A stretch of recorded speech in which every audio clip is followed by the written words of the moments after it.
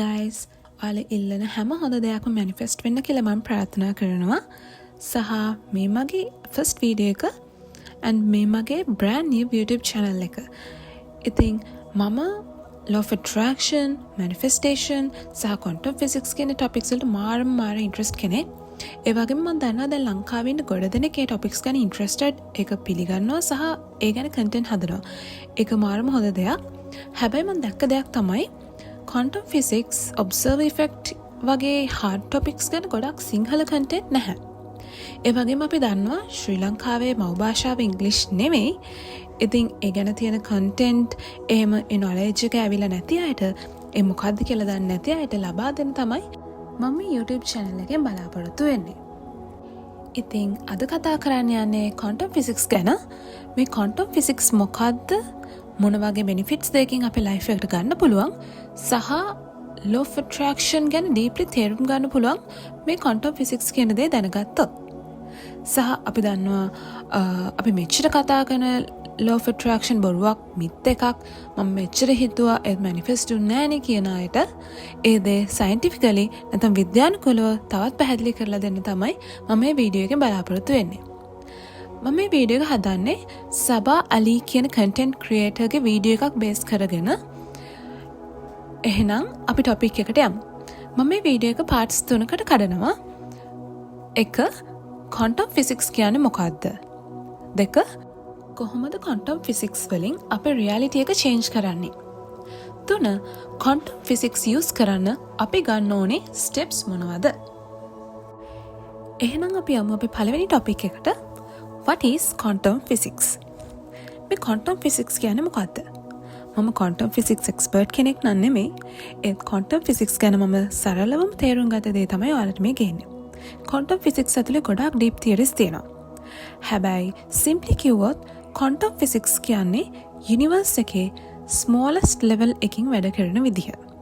ඒ කියන්නේ atoms, ඒ කියන්නේ පරමාණු, ඉලෙක්ට්‍රෝන, ප්‍රෝටෝන, neutron මේ හැමදේම වැඩ කරන විදිහ ගැන ස්ටඩි එකක් තමයි මේ quantum physics කියලා අපි කියන්නේ.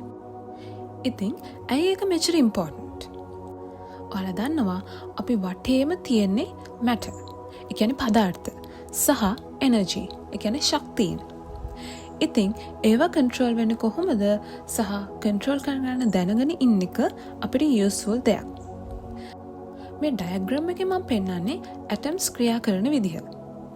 matter නැත්නම් පදාර්ථයක තියෙන්නේ පරමාණු. ඒ කියන්නේ ප්‍රෝටෝන, නියුට්‍රෝන සහ ඉලෙක්ට්‍රෝන.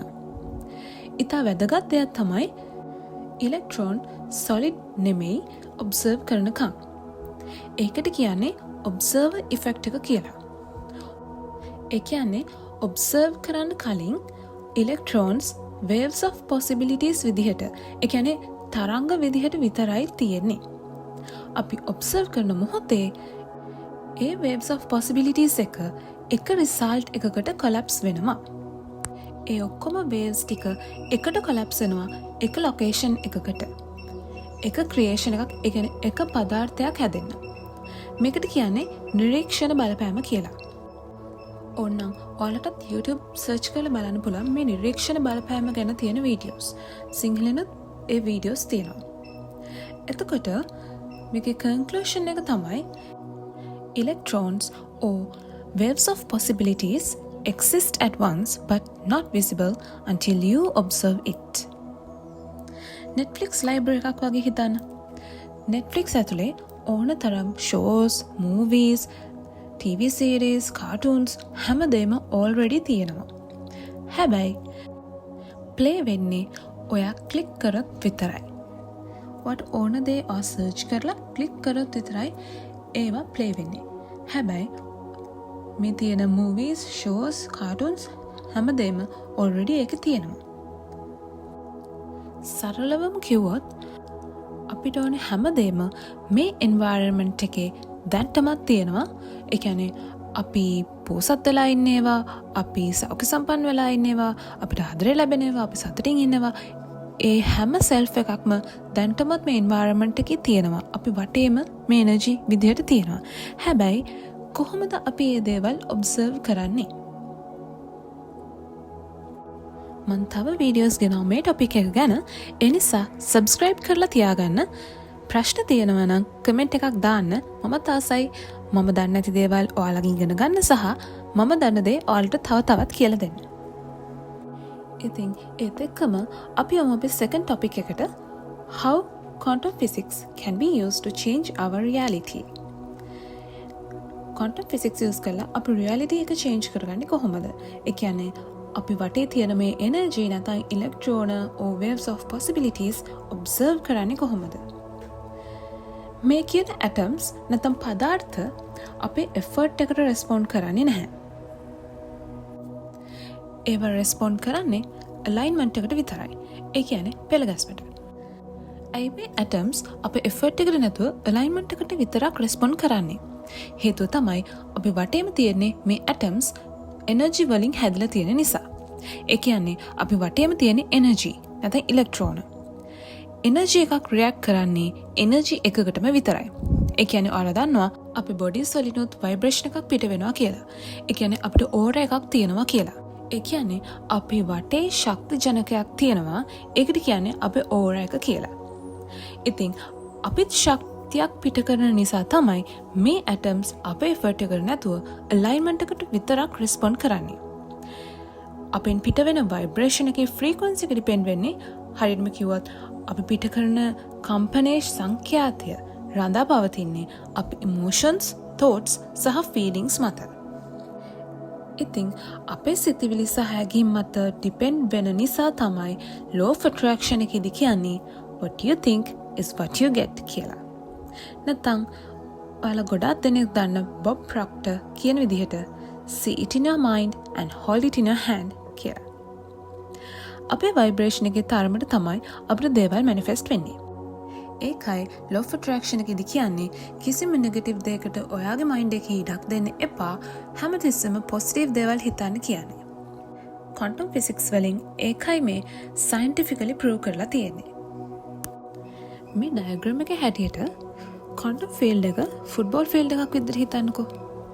ඒ කියන්නේ අද ඔයා මාසෙට හම්බ කරන්නේ 20000යි නම් 20000 හම්බ කරන එකක් තියෙනවා, 50000 හම්බ කරන එකක් තියෙනවා, ලක්ෂ හම්බ කරන එකක් තියෙනවා, 10000 හම්බ කරන එකක් තියෙනවා.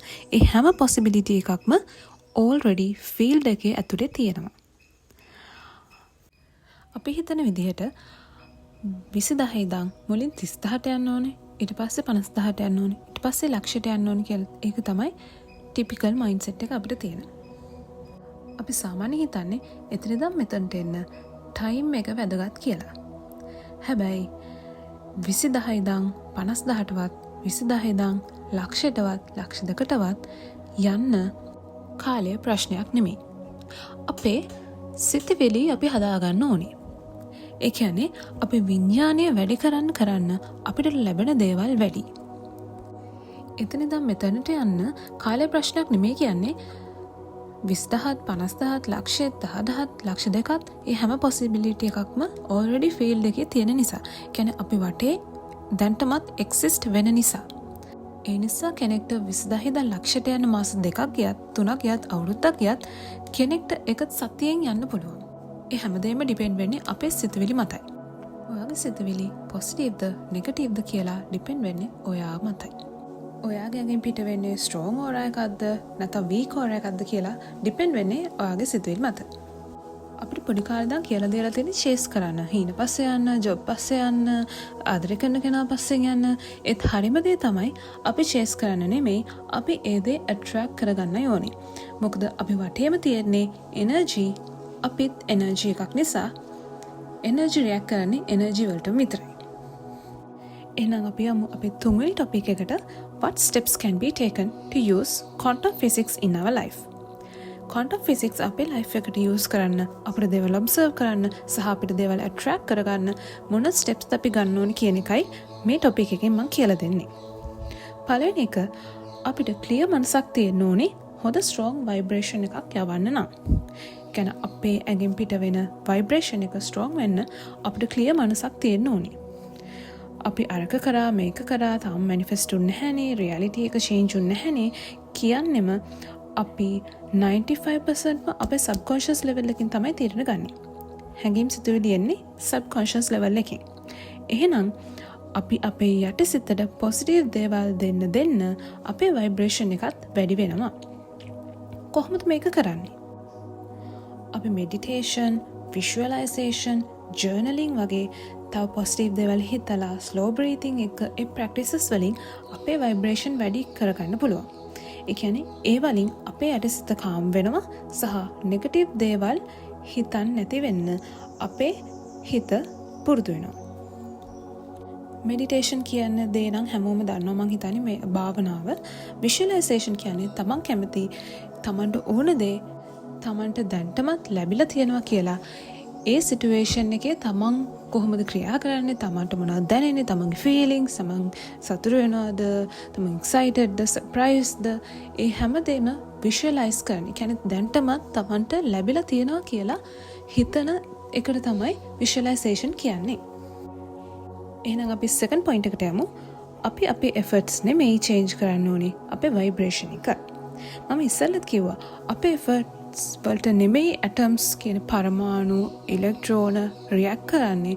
මොකද අපි එනර්ජි එකක් පිට කරන නිසා ඒ එනර්ජි රියැක්ට් කරන්නේ අපේ එනර්ජි එකට විතරමයි.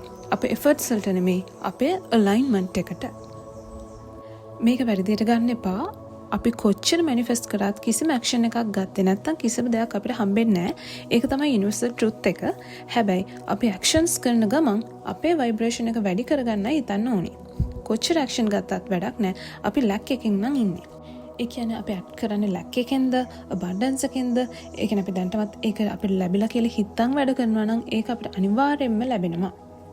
අපි හැමතිස්සෙම හිතන්න ඕනේ we already have it කියලා. අපි කොච්චර චේස් කරත් එන්නේ නැහැ. අපි ඇට්‍රැක්ට් කරගන්නයි ඕනේ. මොකද ඉලෙක්ට්‍රෝන ඇට්‍රැක්ට් වෙන්නේ එනර්ජි එකට. මම ආයෙ මේ කියන්නේ ඔයාලගේ හිතට මේ දේ යන්න ඕනේ නිසා. තුන්වෙනි පොයින්ට් එක, අපි දෙයක් මැනිෆෙස්ට් කරන්න හදද්දී අපේ ජර්නි එකේ අපිට සයින්ස් හම්බෙනවා. ඒ කියන්නේ අපිට සමහරවිට නම්බර්ස් පේන්න ගන්නවා, අපිට එක සයින්ස් පේන්න ගන්නවා, අපි හිතන දේ වෙනවා කියලා එක චූටි හරි සයින්ස් අපිට පේන්න ගන්නවා. ඒකේ තේරුම කොයින්සිඩන්ස් එකක් නෙමෙයි, ඇත්තටම අපිට ඒ දේවල් හම්බෙනවා. ඒ දේ දැන්ටමත් අපේ ජර්නි එකේ අපි වෙත ළඟා වෙනවා කියලා කන්ෆර්මේෂන් එකක් තමයි ඒ දෙන්නේ යුනිවර්ස් එකෙන් අපිට. එක්සාම්පලයක් විදිහට අපිට අපේ ජර්නි එකේදී එක ඔපචුනිටිස් එයි, අලුත් මිනිස්සු අපිට හම්බෙයි. අපිට ඒ දේ වෙත ළඟා වෙන්න මොනවාහරි චාන්සස් එනවා. හතරවෙනි පොයින්ට් එක තමයි කාලෙන් වෙන් වෙන්න ඕනි. මොකද අපිට පේන්නේ 3D ලෝකයක් වුණාට මැටර්, ඒ කියන්නේ පදාර්ථ වැඩ කරන විදිහ හරිම ස්ලෝ. හැබැයි අපිට පේන්නේ නැති ලෝකේ ගත්තොත් ඇටම්ස්, ඉලෙක්ට්‍රෝන, ප්‍රෝටෝන, නියුට්‍රෝන මූව් වෙන්නේ ආලෝකයේ වේගයත් එක්ක. ඒ කියන්නේ හරිම ෆාස්ට්. ආලෝකයේ වේගය කියන්නේ ඔයාලා දන්නවා හරිම ෆාස්ට්. එතකොට ඔයාලා හිතන්න එපා එතනින් මෙතනට. ඒ කියන්නේ රුපියල් 20000 ඉඳන් ලක්ෂයට යන්න මෙච්චර කාලයක් යයි, අවුරුද්දක් යයි, 2ක් යයි, 3ක් යයි කියලා. මොකද අපෙන් පිට වෙන එනර්ජි එක වෙනස් කරගත්තොත් ඒ දෙයට අපිට තප්පරෙන් ළඟා වෙන්න පුළුවන්කම තියෙනවා. ඉතින් ඔයා අද ඩිසිෂන් එකක් ගත්තොත් මේ දේ මට ඕනි කියලා, it's already done. because අපි වටේම තියෙන මේ environment එකේ හැම possibility එකක්ම දැන්ටමත් exist වෙනවා. ඒක දැන්ටමත් වෙලා ඉවරයි. ඉතින් හැමදාම positive ඉන්න, clear මනසක් තියාගන්න උත්සාහ කරන්න. meditation, visualization, journaling වගේ තව දේවල්, positive දේවල් කරලා, slow breathing කරලා ඔයා කැමති දෙයට ළඟා වෙන්න පුළුවන් වෙන කියලා මම ප්‍රාර්ථනා කරනවා. ඉතින් මගේ මේ වීඩියෝ එකේ අවසාන වෙනත් ආවා. ඔයාලා මොන හරිම දෙයක් මේක ඉගෙන ගත්තා නම් ලයික් කරලා, සබ්ස්ක්‍රයිබ් කරලා, ප්‍රශ්න තිබ්බොත් අහන්න කමෙන්ට් වල. මොකද අපි හැමෝම දේවල් හොයාගෙන ගිහින් ඉගෙන ගන්න ඕනෙම ටොපික් එකක් තමයි මේ law of attraction කියන්නේ. Thank you so much. See you in my next video. Stay positive always.